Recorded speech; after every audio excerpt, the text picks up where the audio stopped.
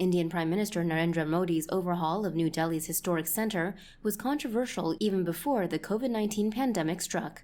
CNN reports that since it was announced in 2019, the $1.8 billion Central Vista redevelopment project has been branded unduly expensive, environmentally irresponsible, and a threat to cultural heritage.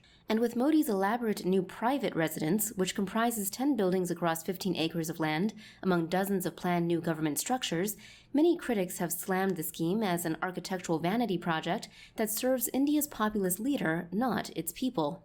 This outrage has been brought into sharp focus by the coronavirus crisis.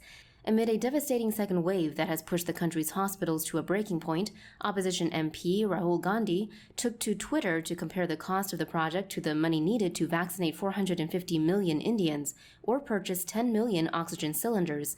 Mr. Gandhi concluded his tweet by saying that Mr. Modi's ego is bigger than people's lives.